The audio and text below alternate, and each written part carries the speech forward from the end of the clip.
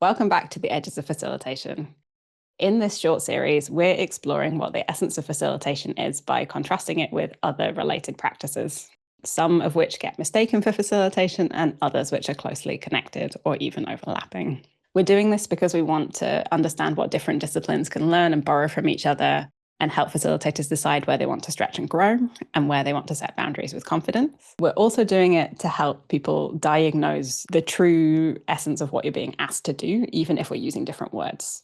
So one thing that I always forget to say at the beginning of this is that a lot of the terms that we're comparing and contrasting here don't have formal definitions. So hopefully, whether or not you agree with our definitions, you see a benefit in reflecting on where your edges are personally.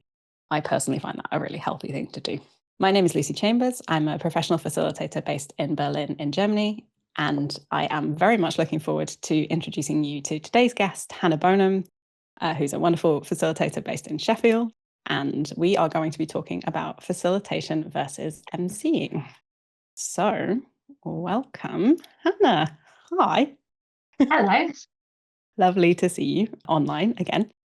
Let's dive straight into this by letting you just quickly tell people about what is your connection to this topic and how did we even come to be having this conversation? Thanks, Lucy. And it's such a pleasure to be here. Thank you for inviting me.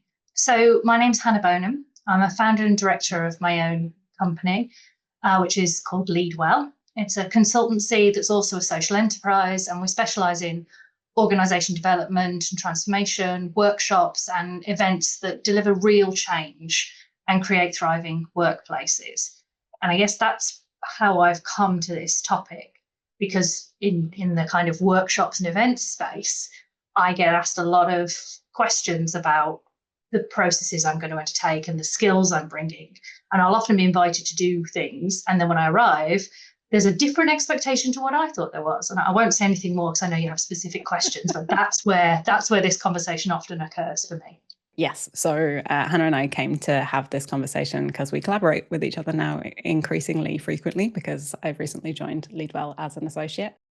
And in one of the conversations that we're having is basically about how do we quickly work out what somebody needs, even if they're telling us that they need facilitation. And it turns out that maybe what they're thinking of is something slightly more along the lines of what we would refer to as emceeing or event hosting. So that's where this comes from. So yeah.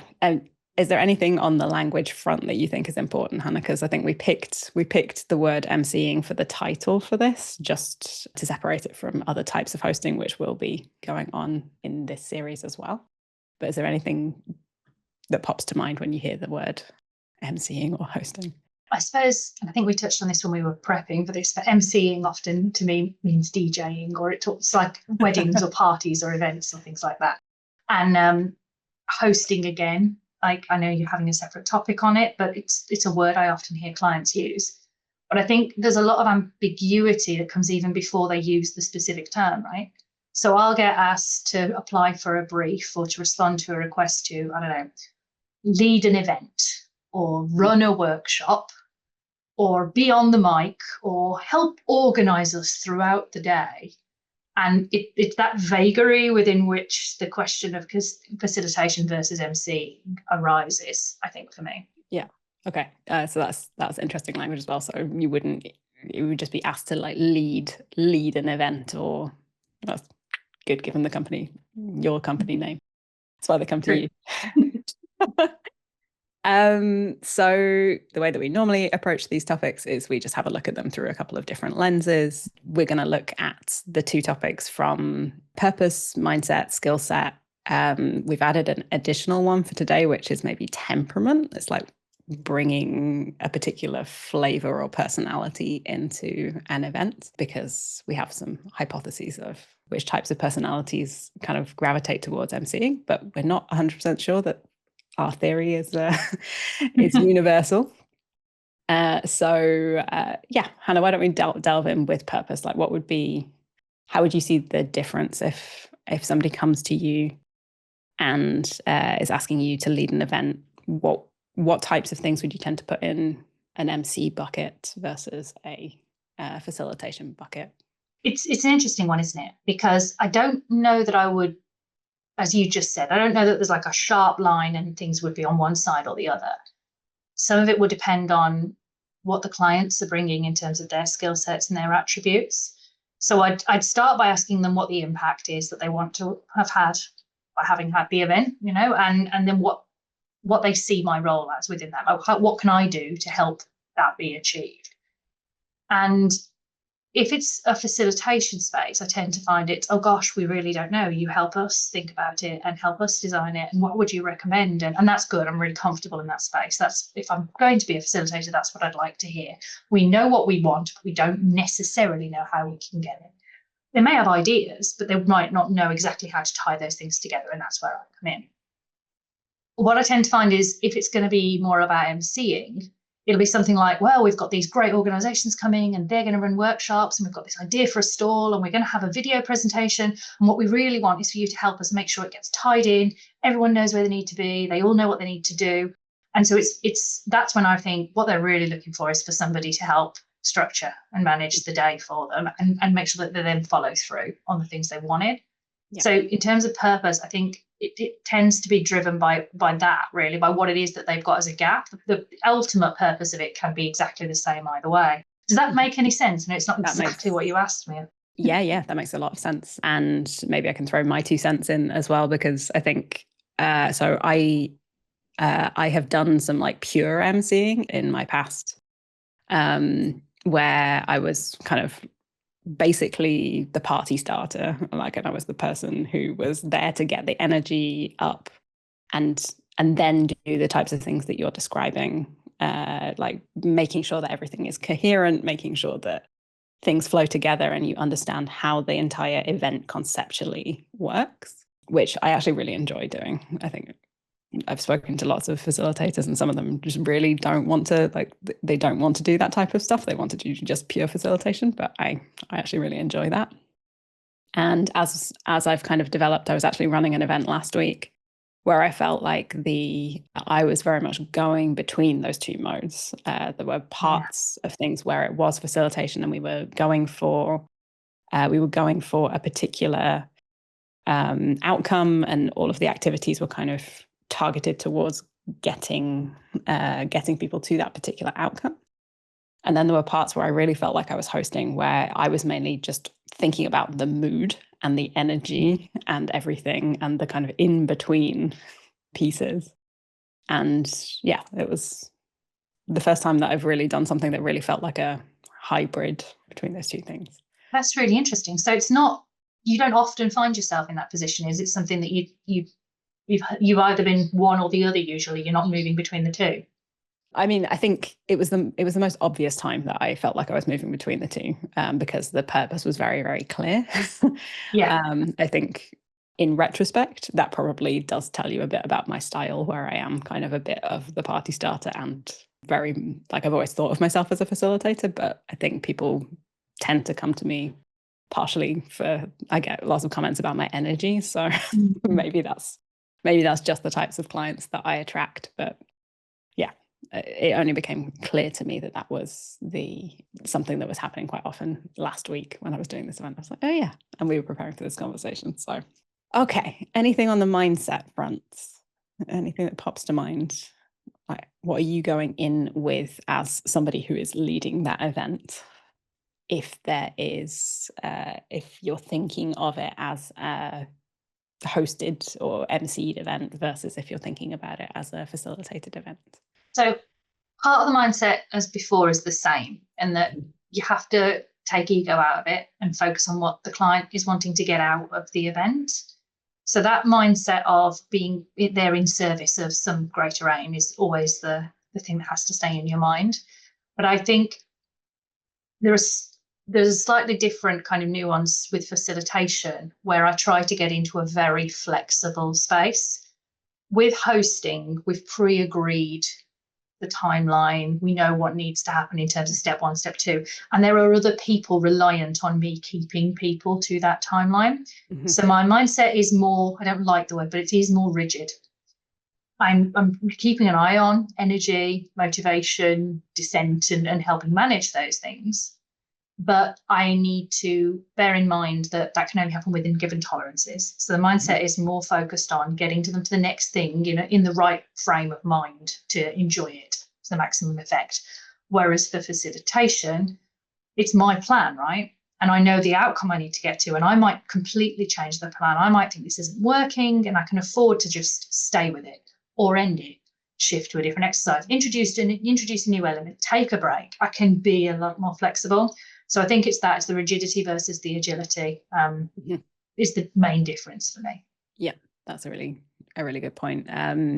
Interestingly, when we did the conversation about moderation, a similar theme came up, and we came across a couple of different definitions of moderation, some of which actually overlapped with what I would call Emceeing.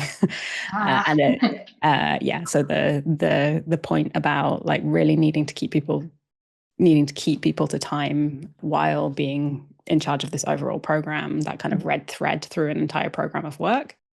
I think you will, apparently, I didn't know this before we started doing the series, but some people call what I would call Emceeing moderation, which is super interesting. All right.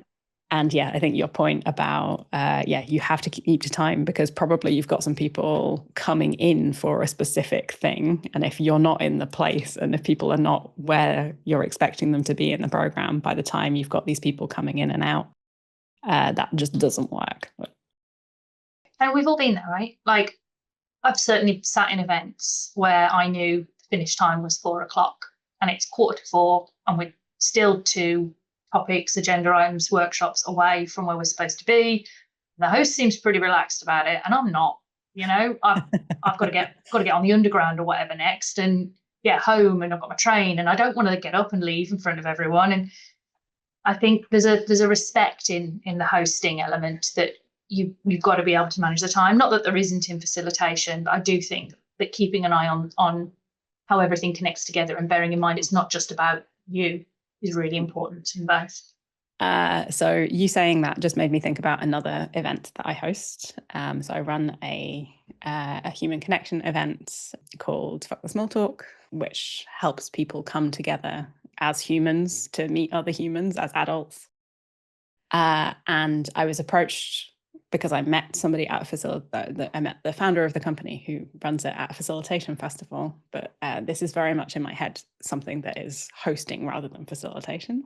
And what I noticed about this versus some of the other things that I do which I would put in the facilitation category, is at this event, people can have vastly different experiences. They're coming in with very, very different experiences. And my job is to design an environment and a set of activities in which they can have the best experience possible. So it's slightly more experience and environment design, because I can't control everything that is happening within that. They will be having conversations at their tables. They will drive those themselves. And one person can be having a very, very profound conversation about one thing, and another person could be having a different conversation about something else. But there's nothing that I'm trying to pull them back together with at the end. It's just important that they have a good time for that period that they're in the room. Whereas if I were running a workshop that I would consider facilitation, I would think that there's usually there's some point of convergence that I'm trying to get them to at the end, some kind of conclusion or decision that either they agree with wholeheartedly or they can accept. Yeah, so there's just something in that area that I feel. I think you're absolutely onto something there. So there's a similar series of events that I help with in Sheffield. So there's 4 of us that are leaders of this group called Facilitate Sheffield, and it's groups of facilitators that come together every couple of months. It's a community of practice basically, but we have a standard structure where one of the 4 leaders hosts the event, and that means we do all of the administration behind the scenes. We invite everybody, we welcome them, we get everybody settled, we do a round of intros or a basic energizer, and then we hand over to a volunteer facilitator. And it's usually somebody in the network, and they get an hour to showcase their particular style or to talk about a particular topic, but it's a facilitator session. It's like a mini workshop within the event. And then there's 15 minutes at the end for the host to kind of chair a conversation where we all share updates, and we share kind of things that have happened or things that we think the network might be interested in. And then the host closes the session and thanks everyone and sends out any follow-up. So there's two quite distinct roles in that, and they start quite cleanly. The host is responsible for all of the logistics, for making sure it runs to time, making sure everybody knows where they are, they've got everything they need. And then the facilitator can be the more creative one that can manage the nuance and bring the entertainment, to be honest, like bring something that where people actually feel like they get to be themselves and share and interact. And like you just said, reach this point of convergence where there's a greater understanding on a topic or a greater understanding of the differences between people, whatever it might be. But everyone gets that moment where they see something clearly. So what you've just said really does quite resonate. In that we keep the host and the facilitator role really very distinct. Yeah, that's a really good example. So you basically have like small facilitated workshops, and the host is the wrapper around that does the bookends and make sure that everything runs. I like that. Excellent. Okay, we've got a fun one next, which is skill set. Is that the fun one? I think it's fun. I think it's fun. Anything with you is fun, Lucy. Okay. So what differences or similarities do we think there are in the skill set bucket? There's loads of similarities, aren't there? I think being clear, public speaker, being able to manage the room, things like that are kind of consistent across all of them. I think for a facilitator, I think there's a greater responsibility to do something about it if you read the room and see that things aren't quite working. As a host, it's a judgment call. Do I deal with it? Do I need to note it and deal with it in the next session? Do I need to hand it to someone else? Do I accept the risk that it disrupts and I'm going to plow on anyway, because you don't have quite the same responsibility to react? Whereas the facilitator has to constantly keep that moment in time in mind for the convergence they're trying to create later. And so I do think with facilitation, I feel a greater, pressure's probably too strong a word, but a greater sort of conscious need to not just recognize something in a room, but to actually take a proactive step to manage it if it needs managing. Does that make sense? It makes a lot of sense. And maybe building off that, because you're responsible for getting the group to some outcomes. I don't know if you see this the same way, but I feel like the design is different. So with facilitation, I'm generally designing in activities, maybe conversations. I'm like planning and structuring that way. Whereas with hosting or emceeing, I'm mainly thinking about the bits in between, which is like, what does that transition look like? What energy are they likely to have? How am I going to get the engagement? What types of things are they going to need from me experientially? You're also thinking about not just the participants as a host, or you're also thinking about the other people who may be facilitating or hosting other parts of the day. I find hosts usually find yourself collaborating with others, whether it be that you've got to introduce the keynote speaker and they're looking at you because they're expecting you to introduce them any second, and you're keeping them calm while reading the room. Or it might be that that the next thing you're going to do is send them off to a different part of the building where there will be 4 workshops they've got to choose between them, and you've got to reiterate the instructions and make sure they go where they needed to go. Like, there's that to think about.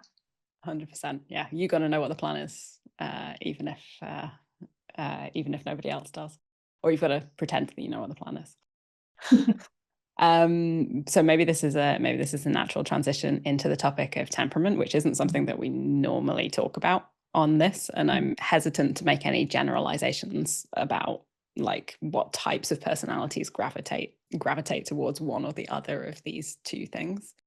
But I'm very aware that like you and I probably have a particular type of energy, and I generally, like most of the MCs that I know, do have our kind of slightly outward sending, again, I'm reluctant to say extrovert, but that type of energy. And I know for a fact that there are, within the facilitator world, which I know much better than the emceeing and hosting world. Yeah, likewise. yeah, a vast spectrum of people, and some of the best facilitators that I know are introverts. So I just wonder, have you ever come across an introvert MC? I'm sure they exist, and I'm sure They they're will amazing. exist. But yeah, like, just maybe I'm super biased because I've got this kind of party starter style MC picture in my head. But yeah.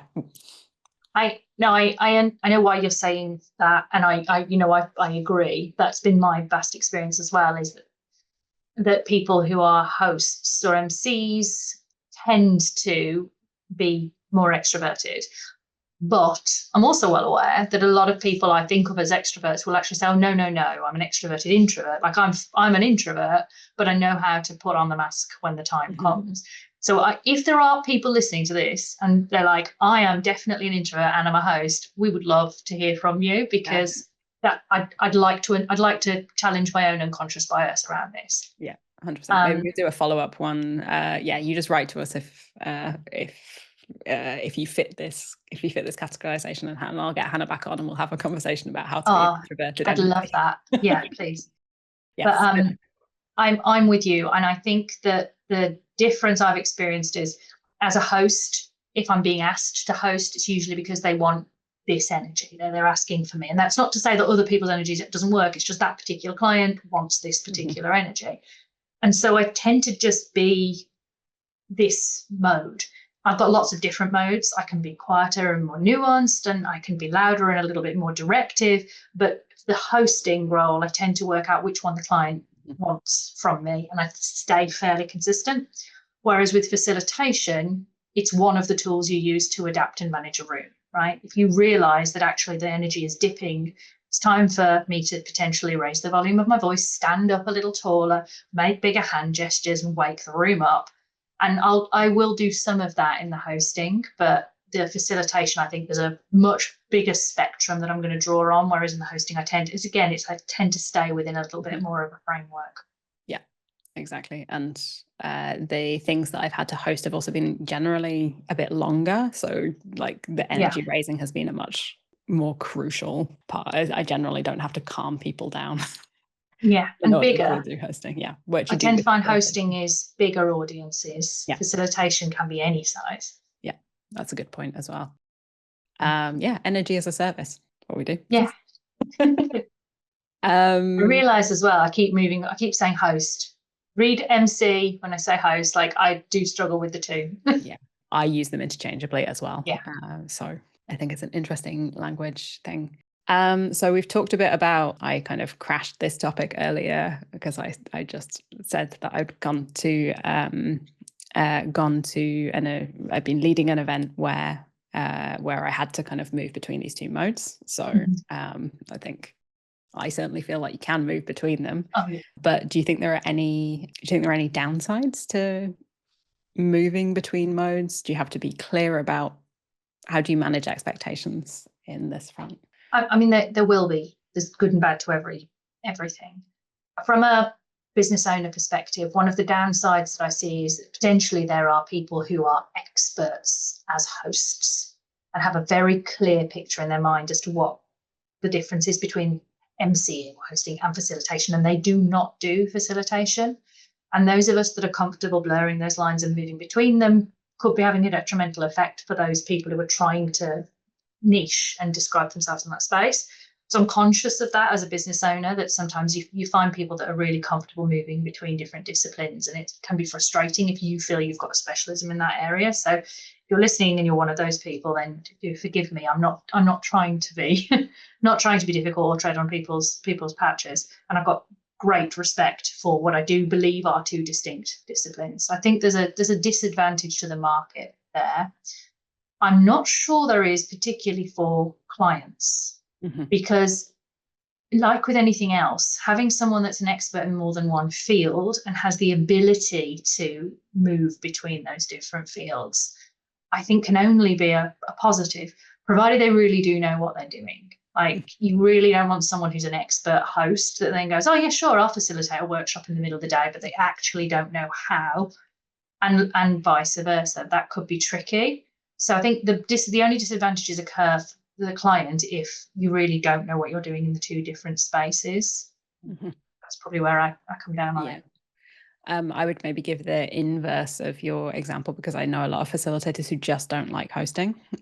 So I think there are a lot of people who really just see what they do as facilitation and will turn down hosting gigs. I'm not one of them. I think you're not one of them, because I see great value to both of them. I enjoy doing both of them. That's just the flavor of facilitation that I do. I think the downsides that I've seen of, and tell me how this sits with you, but I feel like more people might have experienced hosting than have experienced facilitation.